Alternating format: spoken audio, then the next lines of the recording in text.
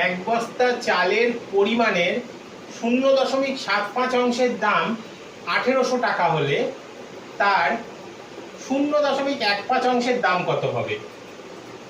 আমরা এটা কিভাবে করতে পারি? এটা আমরা ঐকিক নিয়মের সাহায্যে করব। 0.75 অংশ চালের দাম কত? 0.75 অংশ চালের দাম 1800 টাকা। তাহলে এক অংশ চালের দাম কি হবে? এক অংশ যখনই হয় আমরা জানি ভাগ হয়ে যায়,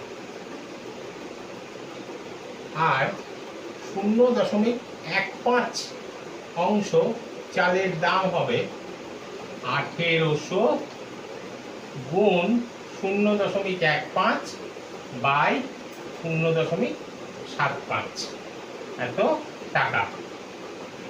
এবার আমরা এটাকে দুটোভাবে করতে পারি। একটা হচ্ছে এখান থেকে দশমিক তুলে দিয়ে করতে পারি, অথবা আর একটা করতে পারি হচ্ছে এটাকে সামান্য ভগ্নাংশে নিয়ে যাই। দশমিক ভগ্নাংশ থেকে আমরা সামান্য ভগ্নাংশে নিয়েই যাই। 1800 গুণ এটা কত? 15/100, পুরোটা বাই 75/100।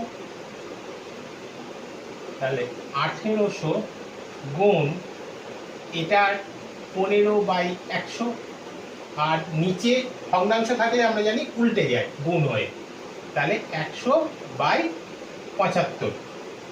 100 কেটে গেল, 15 দিয়ে 75কে 5×15 = 75, 5 দিয়ে কাটা গেলে এবার 3×5 = 15, 30, 5×6 = 30, 0, অর্থাৎ 360 টাকা। তাহলে উত্তর কি হবে? উত্তর হবে হচ্ছে 0.15 অংশ চালের দাম 360 টাকা।